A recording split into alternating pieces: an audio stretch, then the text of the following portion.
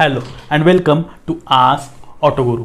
आज है संडे और हर संडे मैं लेकर आता हूं आपके लिए नया संडे कमेंट बॉक्स, जहां पर हफ्ते भर में आप ही के द्वारा पूछे गए कुछ चुनिंदा सवालों के मैं देता हूं जवाब, जिनसे आपके सवालों के जवाब तो मिलते ही है और बाकी लोगों को भी काफ़ी ज़्यादा हेल्प हो जाती है कुछ नया सीखने के लिए। बढ़ते हैं पहले सवाल पे, और पहला सवाल जो पूछा है वो है सौरव सियल, और ये पूछते हैं किक नहीं है ओनली सेल्फ स्टार्ट में ऑल सीजन, ये कैसा सपोर्ट करेगा स्टार्ट करने के time eight morning time winter. जो आजकल की गाड़ियाँ आ रही है BS6 की, उनमें हो ये रहा है कि किक बिल्कुल हटा दी जा रही है। इसके रीज़न ऐसे है कि किक का कहीं ना कहीं कर्व वेट में जो है वो थोड़ा बहुत ही सही, लेकिन जो है मतलब कर्व वेट बढ़ जाता है, इन शॉर्ट यही है। और ऐसे में गाड़ी का कहीं ना कहीं परफॉर्मेंस के लिए और कई सारी चीज़ों के लिए भी दिक्कतें आती है। तो किक जो है वो हटाई जा रही है, इसे कॉस्ट रिड्यूसिंग आप कह सकते हो, कॉस्ट कटिंग कह सकते हो, तरह तरह की बातें इसमें आ जाती है। तो अगर किक हटा दी जा रही है, सिर्फ सेल्फ स्टार्ट ही आपको मिल रहा है, तो क्या विंटर के सीजन में यानी ठंडी वाले दिनों में या फिर बारिश के दिनों में गाड़ियाँ चालू हो पाएगी? और ये सवाल इन्होंने पूछा था FZX के वीडियो के नीचे। तो देखो ऐसा है कि जो टेक्नोलॉजी आ रही है फ्यूल इंजेक्शन, इसमें किक की ज़रूरत वैसे भी नहीं होती है। किक अगर आप मान लो गाड़ी ठंडी के दिन है, गाड़ी पूरी तरह से ठंडी पड़ी हुई है, मतलब इंजन पूरा ठंडा है, और वहाँ पे अगर आप किक भी मार रहे हो तो अगर बैटरी लो है तब भी वो चालू नहीं होगी। आपको बैटरी का खास जो है वो ख्याल रखना पड़ेगा। बैटरी को लो कभी नहीं होने देना पड़ेगा, यानी डिस्चार्ज कभी नहीं होना देना पड़ेगा। अगर ऐसा है तो फिर गाड़ी चालू नहीं होगी। बैटरी का ख्याल रखो, आपका सेल्फ से भी गाड़ी चालू हो जाएगी, क्योंकि इसमें कार्बोरेटर नहीं होता है, फ्यूल इंजेक्शन होता है। फ्यूल इंजेक्शन उतने ही मात्रा में, उतने ही जो से रिक्वायरमेंट होती है गाड़ी के इंजन चालू करने के लिए, उतना ही पेट्रोल जो है भेजता है। कभी कभी ज़्यादा भेजता है, कभी कभी कम भेजता है, ये उसके सेंसर्स तय करते हैं।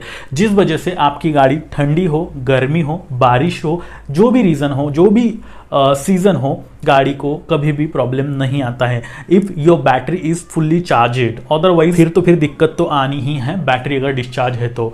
इन शॉर्ट BS6 वाली गाड़ियों में किक की ज़्यादा ज़रूरत नहीं है। फिर भी कुछ गाड़ियाँ एडिशनली दे रही है, जो कि अच्छी बात है, लेकिन जो नहीं दे रही है उसमें परेशानी नहीं होगी आपको।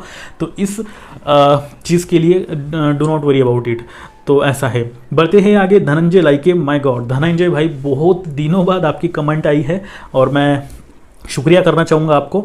इन्होंने पूछा है मेरे पास होंडा शाइन है, मॉर्निंग में स्टार्ट हो जाती है बट मिसिंग बहुत करती है। शुरू में एक्सेलरेशन के लिए चॉक का इस्तेमाल करना पड़ता है, 1-2 किलोमीटर चलने के बाद ठीक से एक्सेलरेट कम करता है, इसका क्या हल है? तो ये तो नॉर्मल सी थिंक है, इसमें मतलब इसमें हल कुछ है नहीं, ये नॉर्मल है या ऐसा होता ही है। कुछ गाड़ियों में 100 में से 2-3 गाड़ियां होती हैं जिनमें इस तरह का प्रॉब्लम आता है। अगर आपकी गाड़ी BS6 है तो ये तो फिर होना ही होना है। अब ये कोई प्रॉब्लम है ऐसी बात नहीं है। जैसे मैंने अभी थोड़े टाइम पहले कहा था कि आपकी जो फ्यूल इंजेक्शन की जो टेक्नोलॉजी लगी है, FI जो लगा हुआ है, वो गाड़ी को उतना पेट्रोल प्रोवाइड करता है, इंजन को सॉरी, जितनी जरूरत है उतना ही पेट्रोल इंजन को प्रोवाइड करता है। तो इस वजह से होता है कि मान लो आपकी गाड़ी सुबह सुबह आपने चालू करी हुई है और इंजन पूरी तरह से ठंडा होता है, इंजन को गर्म करने के लिए, यानी उसे ताकत लगानी पड़ती है गर्म करने के लिए। फ्यूल इंजेक्शन यानी उतना फ्यूल उसमें सप्लाई करता है, ज़्यादा से ज़्यादा फ्यूल उसमें सप्लाई करता है, जिस वजह से गाड़ी के अंदर जो आपका एक्सेलरेशन है, एक्सेलरेशन वो वाला नहीं, जो फायरिंग होती है वो थोड़ी तेज़ हो जाती है, फट फट फट फट फट फट फट फट। तो मतलब मैं करके दिखा रहा हूँ, ऐसी वाली चीज़ें आ जाती हैं। और फिर जब नॉर्मल हो जाता है इंजन, थोड़ा बहुत वार्म हो जाता है, हॉट हो जाता है, उसके बाद आपको नॉर्मली ये जो भी है परफॉर्मेंस देता है। ऐसा इसमें घबराने वाली कोई बात नहीं है। अगर BS6 गाड़ी है तो, BS4 गाड़ी है तो आपने ट्यूनिंग अच्छे से नहीं करी होगी कार्बोरेटर की, वो वहाँ पे कहीं ना कहीं गड़बड़ रही होगी, तब भी आपको ये प्रॉब्लम आ रहा है, अदरवाइज नॉर्मली नहीं आता है। और अगर आ भी रहा है तो इसमें घबराने वाली कोई बात नहीं है, ये नॉर्मल है, इसमें आपकी गाड़ी को कोई नुकसान नहीं होने वाला। वैसे धनंजय भाई ऐसे ही प्यार बनाते रहो, चैनल पे रेगुलर रहो। दीपक भोई, और ये लिखते हैं क्या सिटी 110X में ट्यूबलेस टायर्स लगा जा सकता है? हाँ तो कौन सा प्लीज़ बताएं, थैंक यू। मुझे ये सवाल अक्सर आए दिन पूछा जाता है, दीपक भोई जी ने भी पूछा है। और देखो ऐसा है, मैं बताना चाहूँगा आपको ट्यूब वाली गाड़ी में, ट्यूब टायर वाली गाड़ी में ट्यूबलेस टायर्स लगाए जा सकते हैं। इसमें आपको किन चीज़ों का ध्यान रखना पड़ेगा, चाहे वो CT 110 हो या फिर कोई और गाड़ी हो। तो इसमें आपको जो कंपनी फिटेड यानी कि 2.75:3 सेक्शन के टायर, मेरे हिसाब से ऐसा ही कुछ आंकड़ा है, मैं अगर गलत नहीं हूं तो ये साइज का टायर आता है आपकी जो CT 110X है उसमें। अब आपको इसी साइज का टायर MRF, CA, TVS कोई भी जो है वो डाल लेना है। मैकेनिक डलवा देता है, आपको घर थोड़ी डालना है, वो अपने आप अच्छा सा काम कर देगा। बस उसे बोलना ये ट्यूब टायर है, मुझे ट्यूबलेस डलवाना है, वो डाल देता है। अलॉय व्हील्स में ट्यूबलेस टायर्स डालना ज़्यादा मुश्किल नहीं है। अगर स्पोक व्हील्स है तो वहाँ पे खासी दिक्कतें आती है, लेकिन अलॉय व्हील्स में ये बैठ जाता है। कंपनी भी उसी तरह से प्रिपेयर करके देती है अपनी गाड़ियों को। अब ट्यूब टायर दे रही है ऑफकोर्स यस, अगर ट्यूबलेस टायर्स बिठाने का ऑप्शन ना दे तो फिर ये गाड़ियाँ जो सेल है वो कम होगा। इसीलिए कंपनी ये जानती है, ये समझती है, कोई भी हो, कोई भी मैन्युफैक्चरर हो, कोई भी कंपनी हो, कि अगर कस्टमर अपने हिसाब से मॉडिफाई करना चाहे यानी कि टायर चेंज करना चाहे तो वो आसानी से कर सके, इस तरह से ही बना के वो भेजती है और फिर हम लोग खरीदते हैं। तो आप इसमें टायर्स जो है डाल सकते हो, सेम साइज का डाल सकते हो। बाकी मुझे नहीं लगता इसमें कोई दिक्कत आपको आने वाली है। विजय मिश्रा भी काफ़ी पुराने व्यूअर है हमारे। इन्होंने पूछा है sir passion versus glamour, mileage किसका और कितना ज़्यादा है, वैल्यू फॉर मनी कौन सी रहेगी? दोनों ही एक ही कंपनी के प्रोडक्ट है, पैशन और ग्लैमर। पैशन 110 सीसी सेगमेंट की गाड़ी है, ग्लैमर 125 सीसी की गाड़ी है। सेगमेंट्स अलग अलग है, कंपनी भले ही एक हो, इंजन बड़ा है, पावर फिगर बड़ी है ग्लैमर की। आपको से स्पीड ज़्यादा होगा, माइलेज थोड़ा कम होगा क्योंकि सीसी बड़ी है। अब यहाँ 110 एक जो आपका पैशन 110 है उसमें थोड़ा सा सीसी कम है, स्पीड कम रहेगा। हाई स्पीड परफॉर्मेंस ग्लैमर में आपको अच्छा मिलेगा। कहीं ना कहीं आप लॉन्ग राइड यानी लंबी दूरी पर अगर जाना चाहो तो ज़्यादा अच्छी सस्टेन कर पाएगी, आपको हाईवे पे स्मूथ चलेगी। कर्व वेट उसका ज़्यादा है, पैशन प्रो का कम है। हाईवे पे ज़्यादा अच्छी चिपक के ग्लैमर चलेगी यानी स्मूथ चलेगी, लहराएगी नहीं, मतलब वो रोड छोड़ के नीचे नहीं उतर आएगी, बाजू से ट्रक चला गया, हवा के झोंके आ रहे। तो ऐसे दोनों के अलग अलग कुछ ना कुछ, मतलब इसमें कुछ अच्छी चीज़ें, उसमें कुछ अच्छी चीज़ें, इसमें कुछ बुरी चीज़ें, उसमें कुछ बुरी चीज़ें, ऐसा है।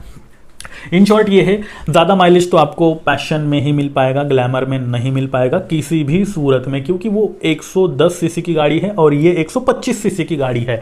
पैशन में एक और आपको फ़र्क देखने को मिलेगा टायर्स का। अगर आप सिटी में ही चला रहे हो, बिल्कुल आप ज़्यादा दूर नहीं जाते हो, और अगर आपका दूर जाना भी होता है किसी मतलब लॉन्ग राइड भी हो जाती है 80, 90, 100 किलोमीटर, 150 किलोमीटर तक की, तब भी आप 60-65 किलोमीटर पर आवर की स्पीड पर ही चला रहे हो गाड़ी, तो फिर आप पैशन ले सकते हो, उसमें कोई दिक्कत नहीं है। लेकिन आप अगर स्पीड के इंथुजियास्ट हो, ज़्यादा सीसी चाहिए, ज़्यादा पावर चाहिए, कहीं ना कहीं 90-95 किलोमीटर पर आवर तक का स्पीड भी आप कभी कभी अचीव करना चाहते हो, चला लेते हो, कॉर्नरिंग कभी कभार लेना चाहते हो, बारिश के दिनों में अक्सर स्कीड जो है वो बड़े टायर वाले गाड़ी जो होती है वो नहीं होती है, तो फिर ग्लैमर आप ले सकते हो, कोई दो राय नहीं है। दोनों का अलग अलग सेगमेंट है, दोनों का अलग अलग वो है। लॉन्ग ड्यूरेबल आपके यूज़ पर रहेगी, कौन सी गाड़ी कितनी चलेगी। बीच बीच में पैशन में गियर शिफ्टिंग के प्रॉब्लम्स आ रहे थे, गियर अटक रहे थे, वो प्रॉब्लम अब हीरो ने नए जो लॉट आया हुआ है उसमें सॉल्व कर दिए हैं।